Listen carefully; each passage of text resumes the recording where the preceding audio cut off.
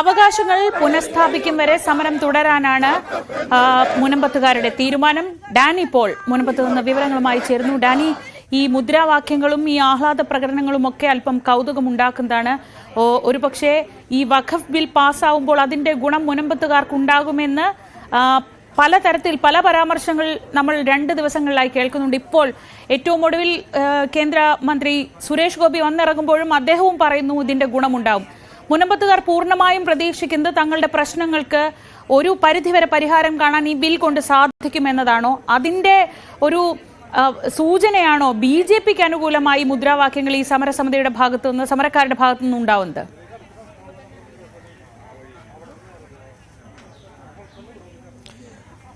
ശ്രീജ, ഇന്നലെ പുലർച്ചെയാണ് ഇവിടെ ആഹ്ലാദ പ്രകടനങ്ങളും കാര്യങ്ങളും എല്ലാം നടന്നത്. ഇന്ന് രാവിലെ ആവുമ്പോഴേക്കും തന്നെ സമരപന്തൽ സജീവമായിരിക്കുകയും ചെയ്യുന്നുണ്ട്. എന്തായാലും ഇതൊരു പുതിയ സൂചകങ്ങളും എല്ലാം തന്നെയാണ് ഈ മുനമ്പം വിഷയം നൽകുന്നത്. അത് ഏതെങ്കിലും രീതിയിലുള്ള ഒരു രാഷ്ട്രീയ ധ്രുവീകരണം മുനമ്പത്ത് തന്നെ അല്ലെങ്കിൽ പ്രത്യക്ഷത്തിൽ സംസ്ഥാന രാഷ്ട്രീയത്തിൽ തന്നെ ഉണ്ടാക്കുമോ എന്ന പല ചിന്തകളും ഉയരുന്നുണ്ട്, പല ചോദ്യങ്ങളും ഉയരുന്നുണ്ട്. ഏതായാലും ശ്രീജി ചോദിച്ചതുപോലെ ഇന്നലെ മുദ്രാവാക്യങ്ങൾ ഇവിടെ ഉയർന്നു കേൾക്കുകയും എല്ലാം തന്നെ ചെയ്തിട്ടുമുണ്ട്.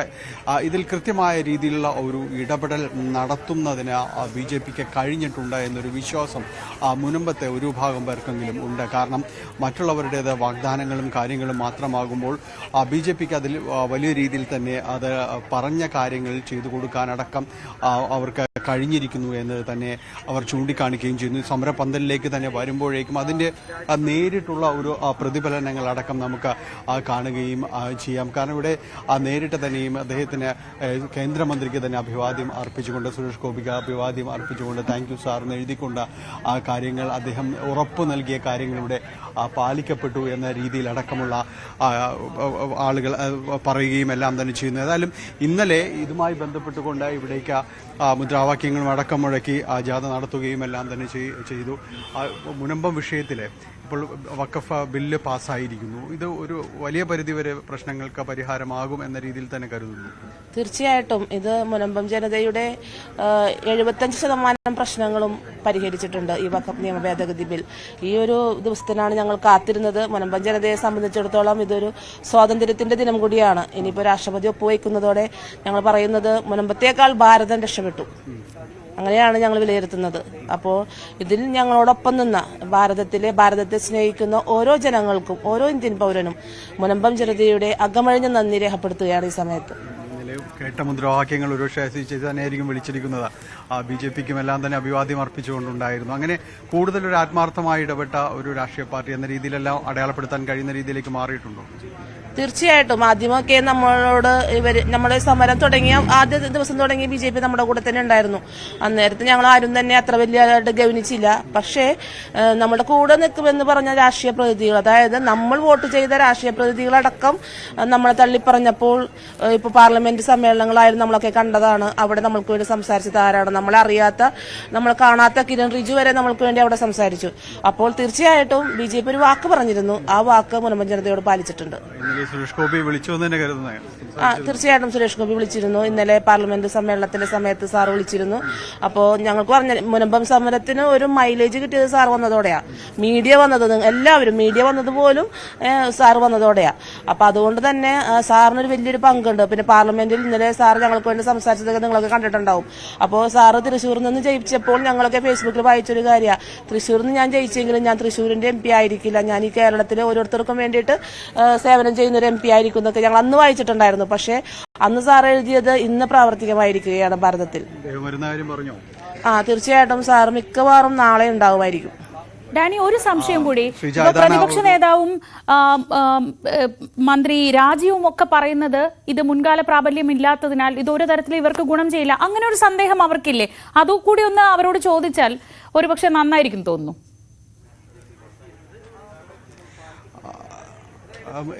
എനിക്ക് തോന്നുന്നു ഇതുമായി ബന്ധപ്പെട്ടുള്ള ഒരു വിശദാംശങ്ങളിലേക്ക് അവർ കടന്നു വരുന്നതേയുള്ളൂ. കാരണം ഇതിൽ അത്തരത്തിലുള്ളൊരു ആശങ്കകളോ കാര്യങ്ങളോ നിലവിൽ ആ രീതിയിലേക്ക് അവർക്ക്, കാരണം അതിൻ്റെ ഒരു വിശദാംശങ്ങൾ ബന്ധപ്പെട്ട് വ്യക്തമാക്കുന്നതേ ഉള്ളൂ. ഒരിക്കൽ കൂടി അവരിലേക്ക് തന്നെ പോകാം. ഇതുമായി ബന്ധപ്പെട്ടുകൊണ്ട് ചില പ്രഖ്യാപനങ്ങൾ വരുന്നത് ഇതിന് മുൻകാല പ്രാബല്യം ഉണ്ടാവില്ല എന്ന രീതിയിലുള്ള കാര്യങ്ങൾ വരുന്നുണ്ട്. എന്തെങ്കിലും രീതിയിലുള്ള വിശദാംശങ്ങൾ അത് സംബന്ധിച്ച് അറിയാൻ കഴിഞ്ഞിരുന്നു? കാരണം ഇന്നലെ പ്രതിപക്ഷ നേതാവ് അത് പറയുകയുണ്ടായി, അത്തരം കാര്യങ്ങൾ പറയുകയുണ്ടായി, ഹൈബീഡൻ അത് പറയുകയുണ്ടായി. എന്തെങ്കിലും കാര്യങ്ങൾ അതുമായി ബന്ധപ്പെട്ട് അറിഞ്ഞിരുന്നു? ഞങ്ങൾ പല വീഡിയോസും ഞങ്ങൾ കണ്ടിരുന്നു. ഈ വഖഫ് നിയമ ഭേദഗതി ബിൽ വന്നേ പിന്നെ അതിക്ക് മുൻപേ തന്നെ ഇവരൊക്കെ പറയുന്നത് മുനമ്പം വിഷയവും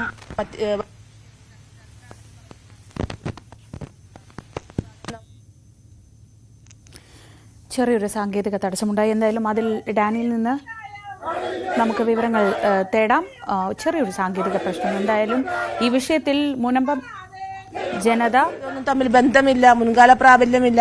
ഞങ്ങളൊന്നും മണ്ടന്മാരല്ല. പണ്ടത്തെ മത്സ്യത്തൊഴിലാളികളൊക്കെ അക്ഷര വിദ്യാഭ്യാസമില്ലാത്തവരായിരുന്നു. പക്ഷെ അവരുടെ മക്കളൊക്കെ വിദ്യാഭ്യാസമുള്ളവരാ. ഞങ്ങൾ അതുകൊണ്ട് തന്നെ ഞങ്ങൾ കയ്യിൽ കിട്ടിയിരിക്കുന്ന എല്ലാ കോപ്പീസും ഞങ്ങൾ വായിച്ചു നോക്കിയിട്ടുണ്ട്. അപ്പോൾ ഇത് പറയുന്നവർ ഇതിന് മുൻകാല പ്രാബല്യമില്ല, ഈ ബില്ല് വന്നാൽ മുനമ്പം രക്ഷപ്പെടുമെന്ന് ഉറപ്പുണ്ടോ? ഇതൊക്കെയാണ് ഞങ്ങളുടെ MP അവിടെ ചോദിച്ചേക്കുന്നത്. പാർലമെന്റ് ചോദിച്ച് ഞങ്ങൾ കേട്ടതാണ്. അപ്പോൾ ഞങ്ങൾക്ക് ആകെ ഒരു കാര്യമേ പറയാനുള്ളൂ, ഇവർ പഠിച്ചിട്ടില്ല. വഖഫ് നിയമം എന്താണെന്നോ പുതിയ ഭേദഗതി എന്താണെന്നോ ഇവർ പഠിച്ചിട്ടില്ല എന്ന് തന്നെ ഞങ്ങൾ പറയുന്നുള്ളൂ. അതുകൊണ്ട് തന്നെ ഞങ്ങൾ പറയുന്നു, ഇവർക്ക് പഠിക്കാൻ ആഗ്രഹമുണ്ടെങ്കിൽ ഞങ്ങളുടെ കുട്ടികൾ അവർക്ക് വഖഫ് നിയമത്തെക്കുറിച്ചും പുതിയ ഭേദഗതിയെക്കുറിച്ചും ക്ലാസ് എടുത്തു കൊടുക്കും. കാരണം ഞങ്ങൾ അത്രയ്ക്ക് വളർന്നു കഴിഞ്ഞു. ഇത് സംബന്ധിച്ചൊരു ആശങ്കയില്ല. തീർച്ചയായിട്ടും ഞങ്ങൾക്കൊരാശങ്കയില്ല. ഞങ്ങൾ വിജയിക്കുക തന്നെ ചെയ്യും. പ്രതിപക്ഷ നേതാവും MP എല്ലാം കുറച്ചുകൂടി നിയമത്തെക്കുറിച്ച് പഠിക്കാൻ തയ്യാറാകണമെന്നാണ്. കാരണം ഞങ്ങളുടെ റിലേ നിരാഹാര സമരം തുടങ്ങി 52ാമത്തെ ദിവസമാണ് ഞങ്ങളുടെ MP ഞങ്ങളെ കാണാൻ വരുന്നത്. 52ാമത്തെ ദിവസം. എന്നാൽ ഒരു കേന്ദ്രമന്ത്രി വന്നതോ 30 ദിവസം കഴിഞ്ഞപ്പോൾ കേന്ദ്രമന്ത്രി ഇവിടെ എത്തി. അപ്പോൾ ഞങ്ങളെക്കുറിച്ച് പഠിച്ചിട്ടില്ല. നമ്മുടെ MP എപ്പോഴും പറയുന്നത് എന്റെ ഭാര്യ ഇതിനെക്കുറിച്ച് ഗാഠമായി പഠിക്കുന്നുണ്ട്, ഞങ്ങളുടെ വീട്ടിൽ എല്ലാ ദിവസവും ഇതിനെക്കുറിച്ച് സംഭാഷണമാണ്, സംസാരമാണെന്നൊക്കെ പറയുമ്പോഴും ഞാൻ പറയുന്ന ഒരു ദിവസം ഒന്ന് തയ്യാറാകണം അതേക്കുറിച്ച് പഠിക്കാൻ. പഠിച്ചില്ലെന്നുണ്ടെങ്കിൽ നമ്മുടെ യൂട്യൂബിൽ ഞങ്ങളുടെ സ്റ്റാലിൻ സാർ, ജോഷിയച്ചൻ ഇവരൊക്കെ വിരിക്കുന്ന ഒരു വീഡിയോ ഉണ്ട് ഞങ്ങളുടെ നിയമ ഭേദഗതിയെ കുറിച്ച്. വായിക്കാൻ നേരമില്ലെങ്കിൽ ആ വീഡിയോ ഒന്ന് ജസ്റ്റ് എവിടെയെങ്കിലും ഒരു യാത്ര പോകുമ്പോൾ ഒന്ന് കാണുന്നതായിരിക്കും. പ്രതിപക്ഷ നേതാവായാലും MP ആയാലും ആരായാലും. ശ്രീജ കൃത്യമായി തന്നെ വിശദീകരിക്കുന്നുണ്ട്. കാരണം ഈ രീതിയിൽ മറ്റ് ആശങ്കകൾ അവർക്ക് ഇല്ല എന്ന് പറയുന്നു. മറിച്ച് പ്രചരിപ്പിക്കുന്നവർക്ക് കൃത്യമായ രീതിയിൽ ഇതിനെക്കുറിച്ച് ഒരു ധാരണയിലേക്ക് പോകാത്തത് കൊണ്ടാണ്. ശരിക്കും അത്ഭുതപ്പെടുത്തുന്നതാണ് അവരുടെ വാക്കുകൾ നമ്മൾ കേട്ടു. ഇനി വിശകലനത്തിലേക്ക് പോയാൽ ഈ മുനമ്പം സമരസമിതി ഒന്നാകെ BJPക്കൊപ്പം നിൽക്കുകയാണ്. ഇനി മറ്റ് രാഷ്ട്രീയ പാർട്ടികൾക്ക്, അതിപ്പോൾ കേരളത്തിലെ ഭരണപക്ഷമായാലും പ്രതിപക്ഷമായാലും, അവർക്ക് അവിടെ ഒരു ഇടമില്ലാത്ത തരത്തിൽ അവർ BJPക്കൊപ്പം നിൽക്കാൻ തീരുമാനിച്ചു. അവർക്കൊപ്പം നിന്നത് BJPയാണ്, BJPക്കൊപ്പം അവരും നിൽക്കും. ആ തീരുമാനത്തിലേക്ക് പോകുകയാണ് എന്ന് വേണ്ടേ അവരുടെ വാക്കുകളിൽ നിന്ന് നമ്മൾ മനസ്സിലാക്കാൻ?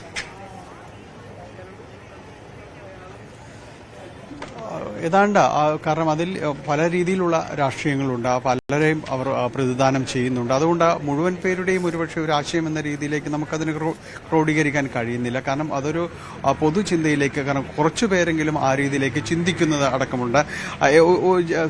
ഒരാളെ കൂടി നമുക്ക് ചെല്ലാം. നമ്മുടെ പള്ളി വികാരി, അദ്ദേഹം ഇവിടെ ഈ സമരം 175 ദിവസത്തിലേക്ക് എത്തുന്ന സമരത്തിൽ നെടുനായകത്വം വഹിച്ച ആൾ കൂടിയാണ്. അദ്ദേഹത്തിലേക്ക് കൂടി പോകാം. വഖഫ് നിയമം എന്നത്, അതിന്റെ ഭേദഗതി എന്നത് യാഥാർത്ഥ്യമായിരിക്കുന്നു. എന്താണ് ഈ അവസരത്തിൽ പ്രതികരിക്കുന്നത്? ഭേദഗതി ഞങ്ങളെ സഹായിക്കുമെന്ന് ഞങ്ങൾ പ്രതീക്ഷിക്കുന്നു. അപ്പോൾ ഇന്ന് 174ാം ദിനത്തെ ഞങ്ങൾ പ്രവേശിക്കുകയാണ്. ഏതായാലും ഞങ്ങളുടെ സമരം ഇപ്പോൾ നിർത്തുന്നില്ല, സമരം നീണ്ടു തന്നെ പോകും. കാരണം ഞങ്ങളുടെ ലക്ഷ്യമെന്ന് പറയുന്നത് വഖഫ് ബോർഡിന് ആസ്തി പട്ടികയിൽ ഞങ്ങളുടെ സ്ഥലം മാറ്റിയെടുക്കുക, ഞങ്ങളുടെ റവന്യൂ അവകാശങ്ങൾ പുനഃസ്ഥാപിക്കുക എന്നതാണ്. അപ്പോൾ അത് കിട്ടുന്നത് വരെ ഞങ്ങൾ സമരം മുന്നോട്ട് കൊണ്ടുപോകും. ഇനി ഈ വഖഫ് ഭേദഗതി ബില്ല് വന്നിരിക്കുന്നത് കൊണ്ട് അതനുസരിച്ച് ഏത് രീതിയിൽ ഞങ്ങൾക്കത് ഉപയോഗിക്കാൻ സാധിക്കും, ഏത് രീതിയിൽ ഞങ്ങൾക്ക് ഒരു റിലീസ് ഓർഡർ കിട്ടുമെന്ന് പ്രതീക്ഷിച്ച് അതിനുള്ള കാര്യങ്ങൾ ഞങ്ങൾ മുന്നോട്ട് പോകും. വിശദാംശങ്ങൾ കൂടി വ്യക്തമാകേണ്ടതുണ്ട്. തീർച്ചയായിട്ടും.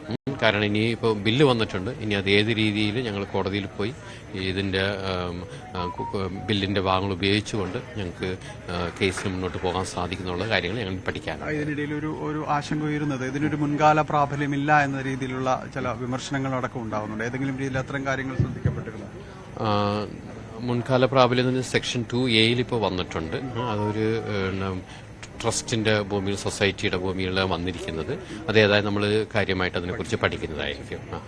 ഇത് പൊതുവിൽ പറയുന്നത് ഈ ഒരു സമരം അത്തരം കാര്യങ്ങൾക്ക് കൂടുതൽ ഒരു ഇടപെടൽ നടത്തിയത് രാഷ്ട്രീയ പാർട്ടികൾ പലരും ഉണ്ടെങ്കിലും കൂടുതൽ BJPയോട് അടുത്ത് നിൽക്കുന്നത് അല്ലെങ്കിൽ BJP തന്നെയാണ് എന്നതെല്ലാം തന്നെ പറയുന്നുണ്ട്. ഇത് ഏതെങ്കിലും രീതിയിലുള്ള ഒരു രാഷ്ട്രീയ ദിശമാറ്റത്തിന് മുൻപത്തെ അടക്കം ഈ സമരവേദി കാരണമാകുമെന്ന് തോന്നുന്നുണ്ടോ? 2022 മുതൽ ഞങ്ങൾ ഈ സമരം ചെയ്തുകൊണ്ടിരിക്കുകയാണ്. ഞങ്ങൾ ബാഹ്യമായിട്ട് പുറത്തു വന്നില്ലെങ്കിലും ഞങ്ങൾ പല നേതാക്കളെ കാണുകയും സംസാരിക്കുകയും അവസാനം 2024 ആദ്യമായിട്ടാണ് വഖഫ് ബില്ല് പാർലമെന്റിൽ വന്നതോടുകൂടിയാണ് ഇതിന് കൂടുതലൊരു അറ്റൻഷൻ കിട്ടിയത്. അപ്പോൾ അന്നു മുതൽ ഇന്ന് വരെ കാണുന്ന ഒരു കാര്യം എന്തെങ്കിൽ പല കക്ഷികളും ഇവിടെ വന്നു പോയെങ്കിലും ആദ്യമായിട്ടൊരു ബില്ല് നമ്മളെ സഹായിക്കുമെന്നൊരു പ്രതീക്ഷ നമുക്കുണ്ട്. പിന്നെ രണ്ടാമത് ഏതൊരു കക്ഷിയും ആളുകളുടെ പ്രശ്നങ്ങൾ മനസ്സിലാക്കിക്കൊണ്ട് അത് പരിഹരിക്കാൻ സാധിക്കാനുള്ള എല്ലാ അവസരം ഉണ്ടാക്കുമ്പോഴാണ് ആ കക്ഷിക്കുള്ള പ്രാധാന്യം കൂടുന്നത്. അവിടെയാണ് ഇപ്പോൾ ഇത് സംഭവിച്ചിരിക്കുന്നത്. കാരണം എല്ലാ കക്ഷികളും ഞങ്ങൾ നിങ്ങളുടെ കൂടെയാണെന്ന് ഐക്യദാർഢ്യം പ്രകടിപ്പിച്ചിട്ട് കാര്യമില്ല. 174 ദിവസങ്ങൾ കടന്നു പോകും. ഇനി അടുത്ത ആഴ്ച 6 മാസങ്ങളായി. 6 മാസങ്ങളായിട്ട് ഈ നമ്മുടെ നേതാക്കൾ എന്ത് ചെയ്തു? ഇന്ത്യൻ ജനാധിപത്യത്തിലൊരു ചെറിയൊരു പ്രശ്നം പരിഹരിക്കാൻ ഇവർക്ക് സാധിച്ചിട്ടില്ല. അതിപ്പോൾ ഏത് കക്ഷിയാണെങ്കിലും ഞാൻ പറയും, പ്രശ്നം പരിഹരിക്കുക.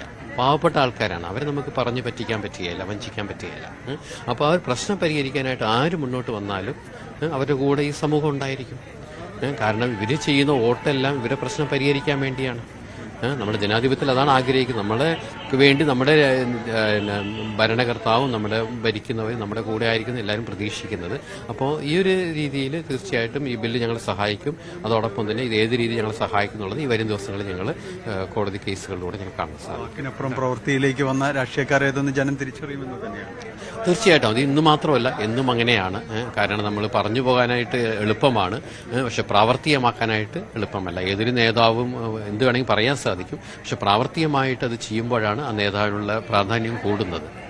അപ്പോൾ ഇവിടെയും കാണേണ്ടത് അത് തന്നെയാണ്. ഒരിക്കലും ഈ ഒരു ചെറിയൊരു പ്രശ്നം ഇത്രയും ദിവസം നീണ്ടുപോകേണ്ട ആവശ്യമില്ല. തീർച്ചയായിട്ടും എല്ലാ സംവിധാനങ്ങളും ഉപയോഗിച്ചവർക്ക് പ്രശ്നം പരിഹരിക്കാൻ സാധിക്കും, പക്ഷെ അത് നടന്നിട്ടില്ല ഇതുവരെ.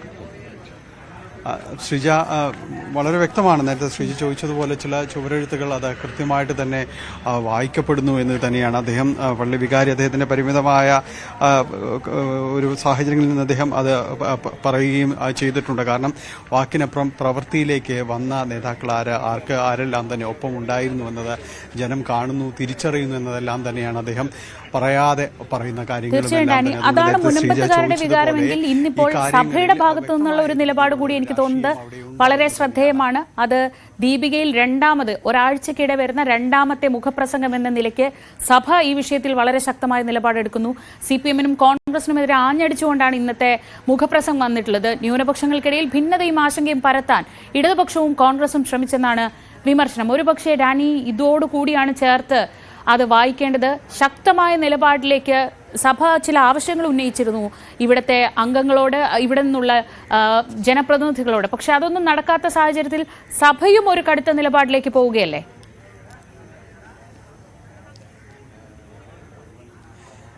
തീർച്ചയായും ശ്രീജ, കാരണം ദീപിക മുഖപത്രം എന്ന് പറയുന്നത് ഇന്ന് പറയേണ്ടത് അതൊരു കടന്നാക്രമണം എന്ന് തന്നെ പറയേണ്ട രീതിയിലേക്ക് തന്നെയാണ് പറയേണ്ടത്.